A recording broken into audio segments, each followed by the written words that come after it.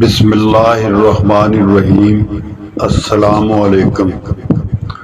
غزوہ خندق سیدنا سلیمان فارسی رضی اللہ تعالی عنہ کی غزوہ خندق کے موقع پر رائے کی اہمیت۔ غزوہ خندق میں مسلمان عورتوں کا کردار۔ پہلا حصہ، غزوہ خندق مشرکین مکہ اور مسلمانوں کے درمیان جنگ، جس میں مسلمانوں نے مدینہ کے ارد گرد خندق کھود لی۔ یہ جنگ 627 ہجری میں مشرکین مکہ نے مسلمانوں سے جنگ کی ٹھان لی۔ ابو سفیان نے قریش اور دیگر قبائل حتیٰ کہ یہودیوں سے بھی لوگوں کو جنگ پر راضی کر لیا۔ اس سلسلہ میں کئی معاہدے کیے، ایک بہت بڑی فوج اکٹھی کر لی۔ مسلمانوں نے سلیمان فارسی کے مشورے سے مدینہ کے گرد خندق کھود لی۔ مشرکین مکہ کچھ نہ بگاڑ سکے۔ خندق کھودنے کی عرب میں یہ پہلی مثال تھی، کیونکہ اصل میں یہ ایرانیوں کا طریقہ تھا۔ ایک ماہ محاصرے، اپنے بے شمار افراد کے قتل کے بعد مشرکین مایوس ہو کر واپس چلے گئے۔ اسے غزوہ خندق یا جنگ احزاب کہا جاتا ہے۔ احزاب کا نام اس لیے دیا جاتا ہے، اصل میں یہ کئی قبائل کا مجموعہ تھی، جیسا آج کل امریکہ برطانیہ کی اتحادی فوجیں کہلاتی ہیں۔ اس جنگ کا ذکر قرآن پاک سورۃ احزاب میں ہے۔ نتائج جنگ میں مسلمانوں کے 6 افراد شہید ہوئے، مشرکین کے 8 سے زیادہ افراد ہلاک ہوئے، مالی نقصان بہت شدید تھا۔ یہ مسلمانوں کی شاندار فتح تھی، جس میں خندق کھودنے کی تدبیر بڑی کام آئی۔ مشرکین بہت دیر تک اس جنگ کے اثرات سے سنبھل نہ سکے۔ اس جنگ کے بارے میں سورۃ احزاب میں آیت نمبر 9 سے 25 نازل ہوئی۔ پیش منظر، اس جنگ سے ایک بات واضح ہو گئی، یہودیوں پر کبھی اعتماد ٹھیک نہیں۔ یہودی قبیلہ بنی قریظہ کی عہد شکنی نے مسلمانوں کی آنکھیں کھول دی۔ اس کے بعد مسلمانوں نے بنی قریظہ کو سبق سکھانے کی ٹھان لی اور غزوہ خندق کے فوراً بعد خدائی احکام کے تحت ان کے ساتھ جنگ کی، جسے غزوہ بنی قریظہ کہتے ہیں۔ جنگ احد کے بعد قریش، یہودی اور عرب کے دیگر بت پرست قبائل کے درمیان طے پایا کہ مل جل کر اسلام کو ختم کیا جائے۔ اس سلسلہ میں پہلا معاہدہ قریش کے سردار ابو سفیان اور مدینہ سے نکالے جانے والے یہودی قبیلہ بنی نذیر کے درمیان میں ہوا۔ اس کے بعد بنی نذیر کے نمائندے نجد روانہ ہوئے۔ وہاں کے مشرکین قبائل غطفان اور بنی سلیم کو 1 سال تک خیبر کا محصول دے کر مسلمانوں کے خلاف جنگ پر آمادہ کیا۔ اسلام کے خلاف اس اتحاد کو قرآن نے احزاب کا نام دیا۔ ان میں ابو سفیان کی قیادت میں 4000 پیدل فوجی، 300 گھڑ سوار اور 1500 قریب شتر سوار اونٹوں پر سوار شامل تھے۔ دوسری طاقت قبیلہ غطفان کی تھی، جس کے 1000 سوار آئینہ کی قیادت میں تھے۔ ان کے علاوہ وہ بنی مرہ کے 400، بنی شجاع کے 700 اور کچھ دیگر قبائل کے افراد شامل تھے۔ مجموعی طور پر تعداد 10,000 تجاوز کر گئی، جو اس زمانے میں اس علاقہ کے لحاظ سے ایک انتہائی بڑی فوج تھی۔ یہ فوج تیار ہو کر ابو سفیان کی قیادت میں فروری یا مارچ 627 ہجری میں مسلمانوں سے جنگ کرنے کے لیے مدینہ روانہ ہو گئی۔ حضرت محمد صلی اللہ علیہ وآلہ وسلم کو اس سازش کا علم ہوا تو آپ صلی اللہ علیہ وآلہ وسلم نے اصحاب سے مشورہ کیا۔ سلیمان فارسی نے دفاعی خندق کھودنے کا، جو عربوں کے لیے ایک نئی بات تھی، حضور اکرم صلی اللہ علیہ وآلہ وسلم کو یہ مشورہ پسند آیا، چنانچہ خندق کی تعمیر شروع ہو گئی۔ مدینہ کے ارد گرد پہاڑ تھے، گھر ایک دوسرے سے متصل تھے جو ایک قدرتی دفاعی فصیل کا کام کرتے تھے۔ ایک جگہ کوہ عبیدہ اور کوہ راتج کے درمیان سے حملہ ہو سکتا تھا، اسی لیے وہاں خندق کھودنے کا فیصلہ کیا گیا۔ اس کی کھدائی میں حضور اکرم صلی اللہ علیہ وآلہ وسلم سمیت سب لوگ شریک ہوئے۔ اس دوران سلیمان فارسی نہایت جوش و خروش سے کام کر رہے تھے۔ اس وجہ سے انصار کہنے لگے سلیمان ہم میں سے ہیں، اور مہاجرین کہنے لگے سلیمان ہم میں سے ہیں۔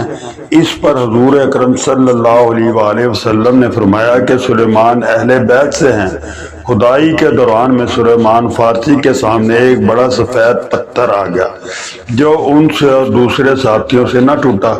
آخر حضور اکرم صلی اللہ علیہ وآلہ وسلم خود تشریف لائے اور کلہاڑی کی ضرب لگائی، ایک بجلی سی چمکی، پتھر کا ایک ٹکڑا ٹوٹ کر الگ ہو گیا۔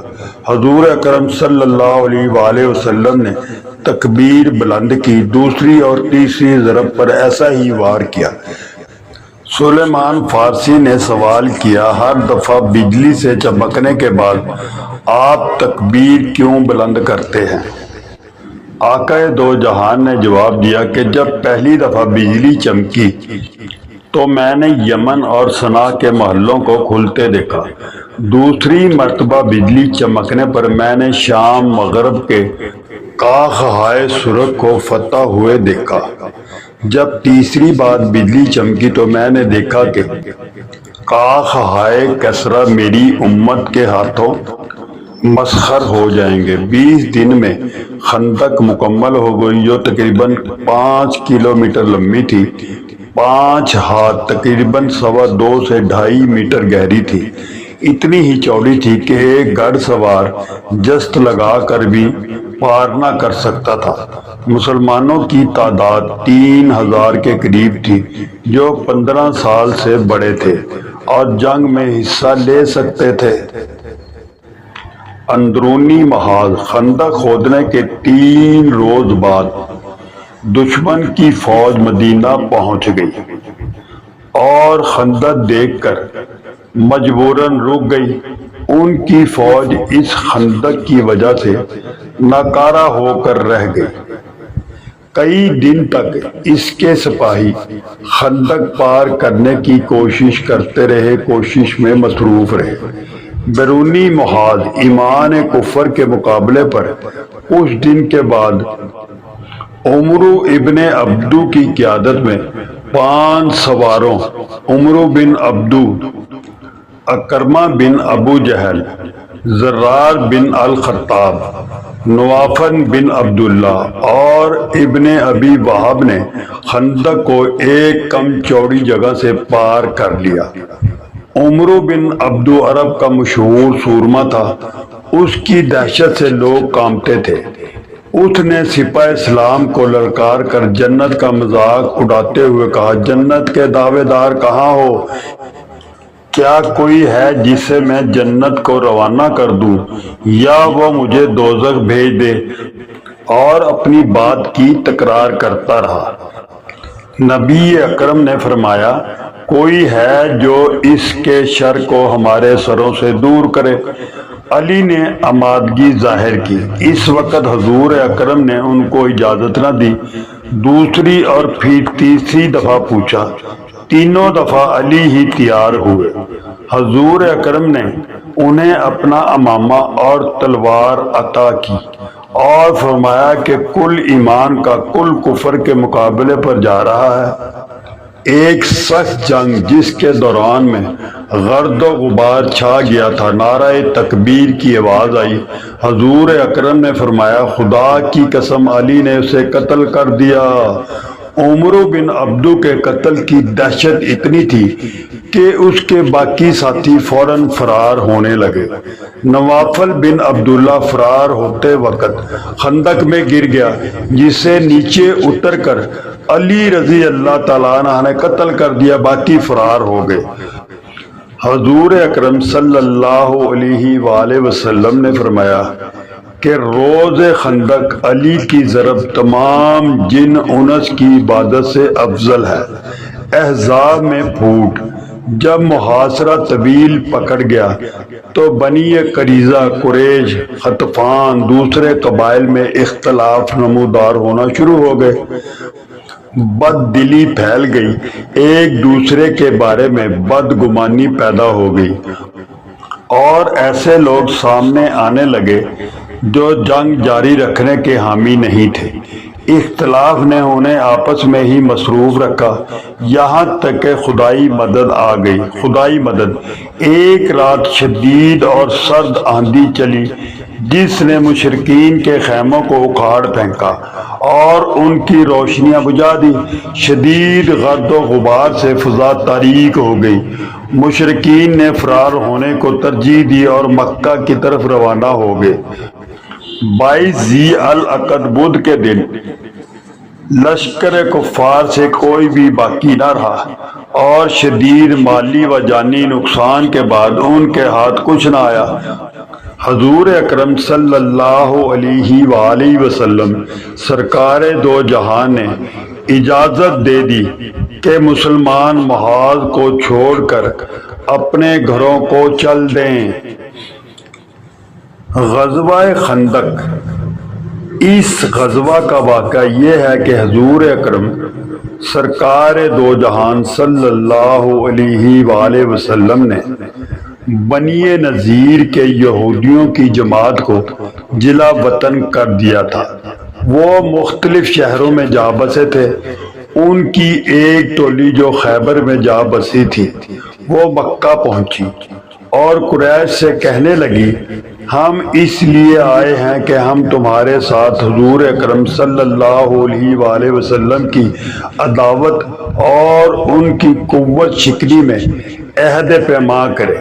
ابو سفیان نے کہا، مرحبا بکم و اہلا، ہمارے نزدیک اس سے بہتر کیا بات ہوگی کہ نبی اکرم کی عداوت دشمنی پر ہماری مدد کی جائے۔ اس کے بعد کعبہ کے پردوں کے قریب آئے، عہد باندھا۔ ابو سفیان کہنے لگا، اے گروہ یہود، تم اہل کتاب میں ہو اور علماء احبار میں سے ہو، بتاؤ ہمارا دین بہتر یا محمد کا دین بہتر؟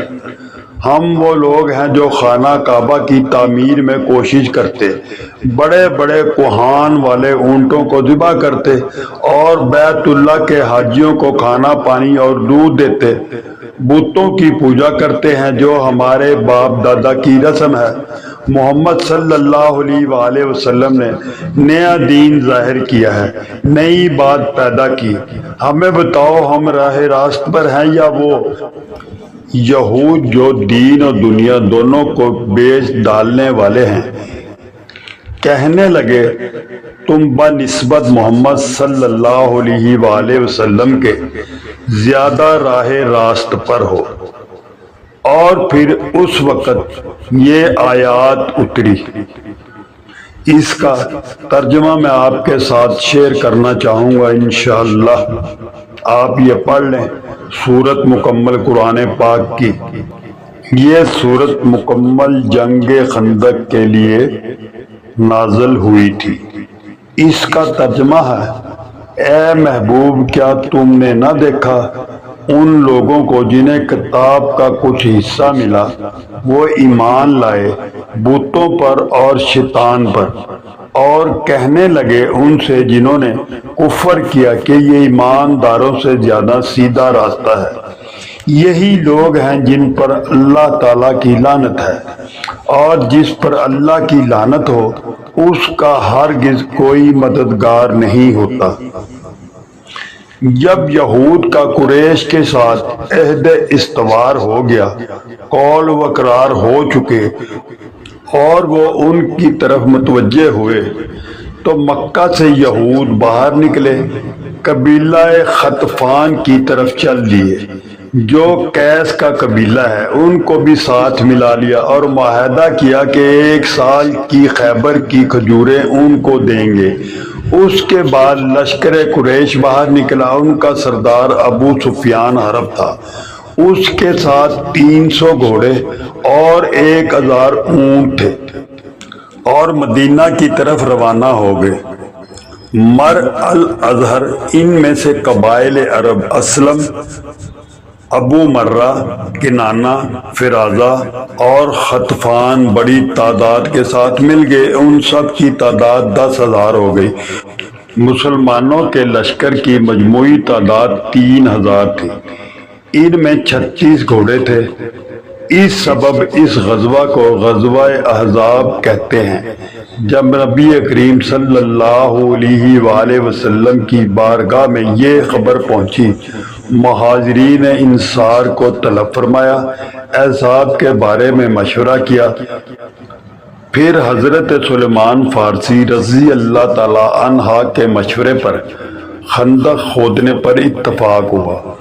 اللہ رب العزت اور محمد صلی اللہ علیہ وآلہ وسلم کی دعا اور حضرت سلیمان فارسی کی عقل سے یہ جنگ ابو سفیان سے جیت لی۔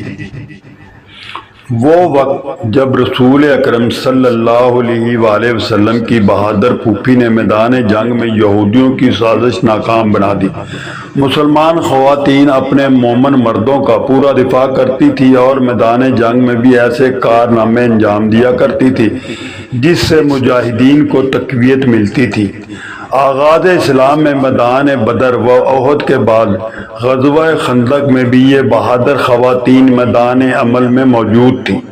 تاریخ بتاتی ہے کہ غزوہ خندق میں کفر کا ساتھ دینے میں بنو قریظہ بھی شریک تھے۔ ہر چند انہوں نے مسلمانوں سے معاہدہ کر رکھا تھا کہ جنگ کی حالت میں وہ صرف مسلمانوں کا ساتھ دیں گے بلکہ ان کا دفاع بھی کریں گے۔ وہ نہ صرف عہد شکری کے مرتکب ہوئے بلکہ عملی طور پر جارحانہ جنگی کارروائیوں میں بھی مصروف ہو گئے۔ مسلمان خواتین حضرت حسان کے فارم قلعہ کے اندر جمع تھی۔ خواتین میں محمد کی پھوپھی سیدہ صفیہ بھی تھی۔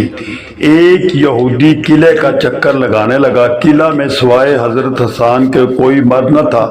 حضرت صفیہ نے خیمے کے ستون کی ایک لکڑی لی اور قلعے سے اتر کر اس یہودی کے پاس پہنچی اور لکڑی اسے مار کر اس کا خاتمہ کر دیا۔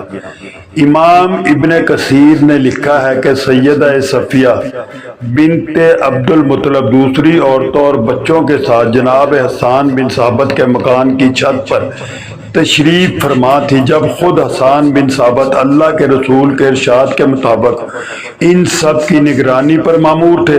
شام کا ٹائم تھا کہ سیدہ صفیہ نے جناب حسان سے کہا، ذرا دیکھیے تو صحیح، ادھر ایک شخص چھت پر چڑھنے کی کوشش کر رہا ہے۔ پھر خود ہی کہنے لگی، وہ شخص تو مجھے کوئی یہودی معلوم ہوتا ہے۔